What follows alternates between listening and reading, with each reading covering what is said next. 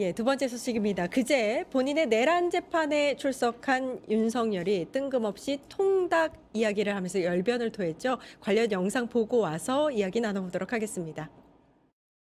본인도 전방에 우리 저 부사관이나 초급 장교들 그 관사 있죠. 나도 가서 봤지만 안보실장이 어디 뭐 딴 데 간다 그래서 그러지 말고 헬기 타고 전방 관사들을 가서 이 관사 40년씩 막 돼갖고 녹물 나오는 거를 보고 이런 거 좀 다 수리하고 말이야. 이사비 이런 거 제대로 하라고 그러는데 거기 관련된 예산이 올라가면 잘려요. 그럼 그 전방에 가족들하고 가서 장기 근무하는 부사관들 그 살고 싶겠습니까? 주임원사가 그 저 소대 그 사병들 관리하는데 하다못해 통닭이라도 한 마리 사주려고 그러면 이게 꼭 필요한 돈인데 어떻게 이런 거를 이런 것만 딱딱 골라갖고 자르나 몰라. 예, 아유 저거는 볼 때마다 좀 어이가 없는데. 예, 지금 스튜디오에는 임세은 더불어민주당 선임 부대변인님 나와 계십니다. 안녕하세요. 네, 안녕하십니까? 예, 그러니까 지금 군인들에게 통닭을 사줄 비용을 깎았기 때문에 계엄을 했다. 뭐 이렇게 그러면 귀결이 되나요? 예. 일단 뭐라고? 그 군대를 다녀오신 남성분들은 하나같이 그런 얘기 하더라고요. 네. 그 뭐 말한 아까 그 선님 분들은 예. 통닭을 사줄 권한이 없고 그런 일도 없대요, 군대 내에서. 근데 예. 이제 저 통닭 얘기를 하는 게 되게 어이가 없다. 뭐 본인은 아무튼 군대를 안 다녀오셔서 그렇죠. 뭐 모를 수도 있죠. 그런 모든 분들을 폄하하는 건 아니지만 그런 발언 자체가 이제 좀 부적절하다라는 예. 얘기를 많이 하시더라고요, 남성분들이. 아하. 그런 얘기가 있었고요. 일단은 거짓말이 너무 많습니다. 지금 어쨌든 신성한 재판 장소에서도 저렇게 거짓말을 아무렇지도 않게 하는 게 뭐 윤석열의 특징이긴 합니다.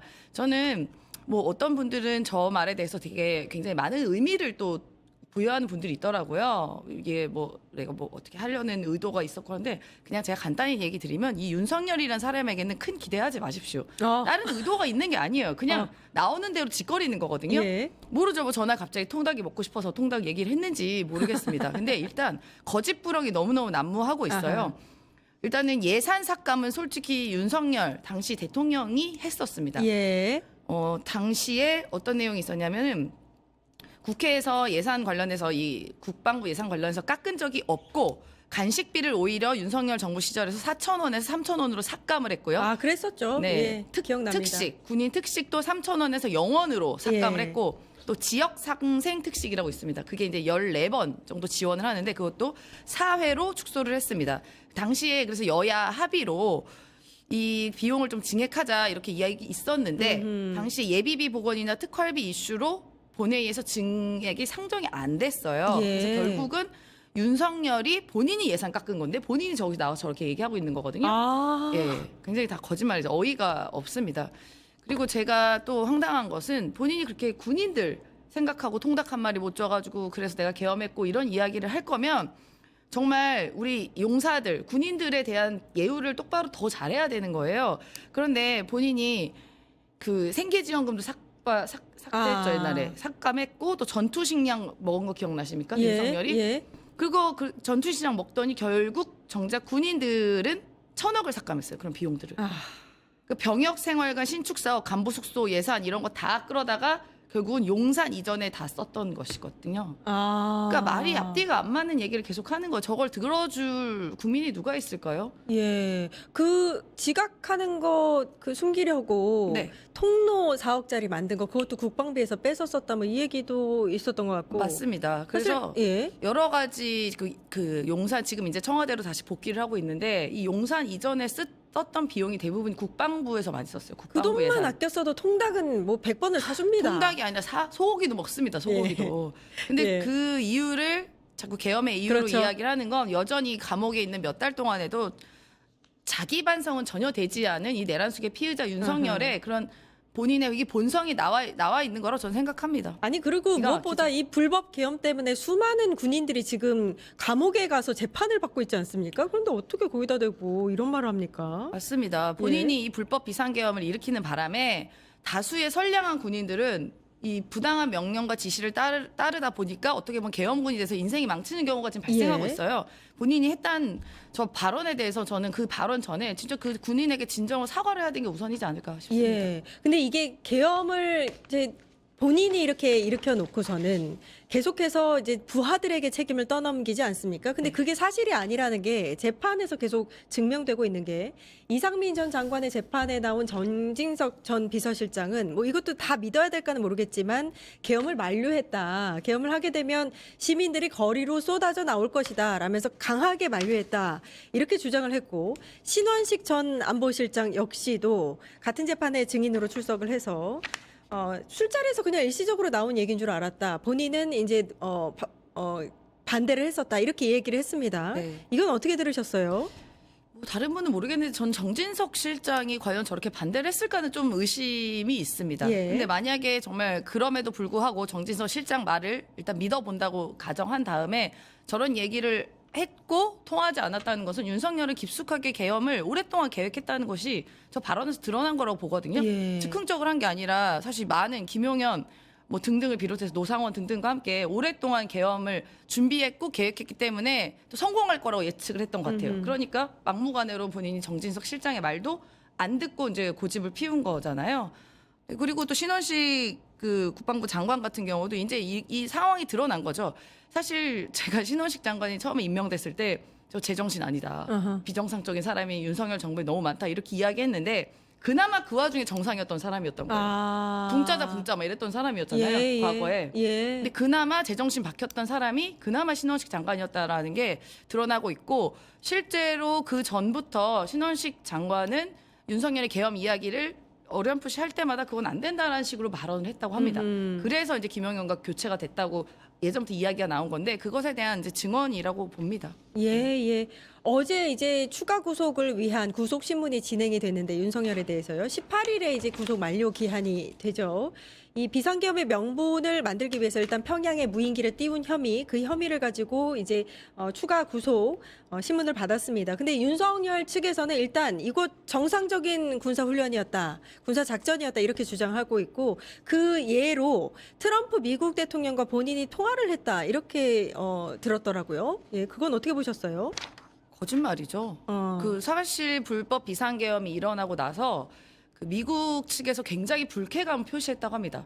그 당시는 트럼프 대통령이 아니었죠.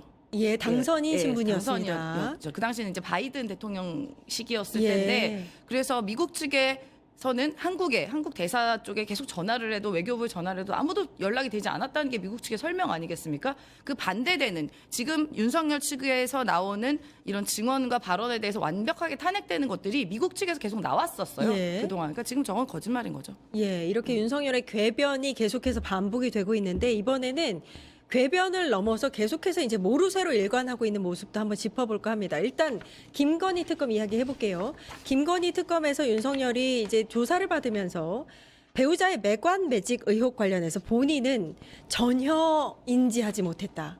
전혀 알지 못했다. 완전 모르쇠로 일관을 했습니다. 요거는 왜 그렇다고 보세요? 저는 두 가지로 해석이 가능해 예. 보여요. 첫 번째는 어쨌든 김건희 같은 경우는 공직자 신분은 아니었으니까 예. 이게 이제 뇌물로 연결되려면 내가 어떤 권한이 있어야지 그렇죠. 청탁을 받고 하잖아요. 근데 실질적인 권한은 김건희가 훨씬 많았지만 법적인 권한은 사실상 윤석열한테 있었잖아요. 예. 그래서 그 선을 차단해서 이 뇌물죄가 성립 안 되려고 하는 그런 법적인 의도가 하나 있다고 보고요. 예. 두 번째는 이게 저만의 해석인데 진짜 몰랐을 것 같기도 합니다. 어쨌든 김건희가 거의 다 했잖아요. 모든 국정 운영을 쥐락펴락. 아. 심지어 남편 폰까지 들고 와서 본인이 문자 보내고. 예. 근데 김건희 폰은 윤석열이 못 보고. 김건희는 윤석열 폰까지 다 보고. 뭐 문자도 보내고 연락도 하고 장관한테 직접 전화하고 차관한테 직접 전화하고 여러 가지 국정 운영을 다이렉트 했기 때문에 실제로 윤석열은 술 먹고 사우나 하느라고 김건희에게 모든 국정 운영을 맡겼을 수도 있다. 그래서 진짜 몰랐을 수도 있다라는 저만의 해석을 가미해 봅니다. 근데 이렇게 주장하는 이유가 김건희를 정말로 사랑해서인 것 같다라는 주장이 나오는 이유가 네. 그러니까 이 아까도 말씀하셨지만 뇌물죄 적용이 되려면 본인이 공무원 고위직 공무원이었으니까 김건희를 통해서 요거 부탁이 들어가서 인사가 진행이 됐다. 요게 성립이 돼야 되는데 본인이 몰랐다라고 하면 그 죄가 성립이 안 되잖아요. 네. 그래서 맡고 있다. 이런 주장이 있던데 근데 실제로 사실 이배용 교육위원장 임명이 됐고 네. 서희건설 이봉관 회장 사위, 네. 총리 비서실장으로 됐지 않습니까? 네. 예, 된 게 그냥 한두 가지가 아닙니다. 그렇습니다. 이렇게 국가교육위원장에 결국은 도장을 누구 이름을 나가냐? 윤석열 이름으로 나갑니다. 그렇죠. 근데 가족이 뭔가 청탁을 받고 뇌물을 받았다. 어떻게 연결고리가 없어요? 그럼 과거에 윤석열이 수사했던 특검 당시 수사했었던 과거를 우리가 다시 한번 생각해 보면 그때 그 박근혜와 최순실을 뭘로 엮였냐? 그 둘은 가족 사이도 아니었어요. 아하. 경제 공동체로 엮어서 뇌물죄로 처벌을 받았습니다. 그거 누구 논리입니까? 그 윤석열의 논리입니다. 본인의 예. 논리로 적용을 예. 하게 되면 같이 한 입을 덮는 사람이 예. 그럼 무슨 이거는 경제 공동체도 아니고 그냥 한 몸이라고 봐도 되는 거 아니겠어요? 예. 그렇기 때문에 이 메가매지 몰랐다 하더라도 그 죄는 분명히 성립이 될 거다 그렇게 저는 생각합니다. 예, 요것도 좀 짚어봐야 될 것 같습니다. SBS 단독 보도인데요. 특검이 김건희의 그 로저비비의 가방 수수 의혹과 관련해서 국힘당 대표실에 개입한 걸로 보이는 단서를 확보했다. 이런 보도가 있었습니다. 김기현 의원 부인의 손편지가 들어있는 상자를 김건희 자택 압수수색에서 발견을 했는데 요게 거기 붙은 스티커가 뭐가 중요하다고 합니다. 네. 예, 어떤 내용이에요? 거기에 이제 김기현 대표 이름이 붙어 있는 스티커가 당대표 김기현. 네, 그렇죠. 그게 이제 부착이 되어 있는 것 같은데요.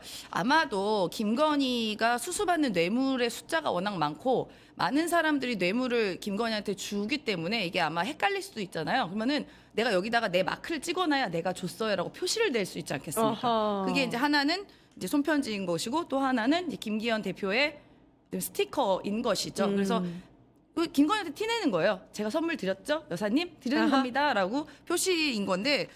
그래서 김기현 대표도 이제 피의자 신분으로 이제 조사를 받게 되는 것이거든요. 그리고 실제로 이 물건은 김기현 의원의 부인이 샀다 하더라도 실제 전달 경로는 김기현이 했을 가능성이 농후하기 때문에 아마도 이번 수사가 피하기는 어렵습니다. 예, 오늘 들려온 이제 소식인데 김건희 특검이 명태균 정치 브로커 명태균 씨로부터 받은 불법 여론조사를 제공받은 혐의로 윤석열과 명태균을 기소했다. 요 소식이 전해졌습니다. 좀 늦긴 했지만 네. 김건희 특검 이제 이번 주 일요일이면 이제 끝납니다. 수사 기간이 마지막으로 이제 기소를 한 게 아닌가 싶은데 이건 어떻게 보세요?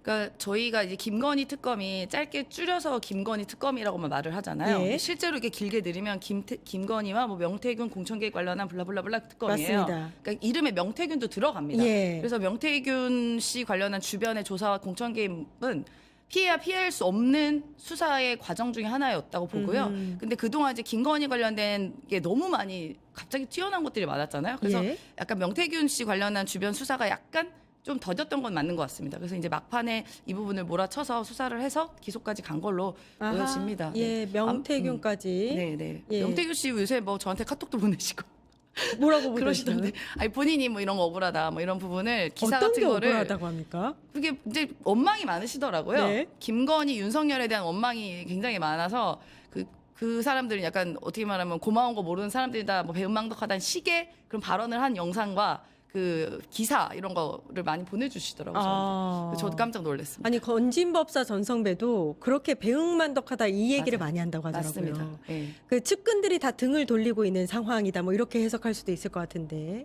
그 윤석열 동반 기소 가능성에 대해서는 어떻게 보고 계세요? 아유, 제가 그냥 늘 이야기하는 게 이 두 부부는 앞으로 햇빛 볼 일은 없을 거다. 그러니까 햇빛 볼 일은 있겠죠. 감옥 안에서. 네. 근데 이 사회에 나와서 햇빛 볼 일은 아마 없지 않을까라고 추측해 봅니다. 예, 지금까지 임세은 더불어민주당 선임 부대변인님과 함께했습니다. 감사합니다. 네, 고맙습니다.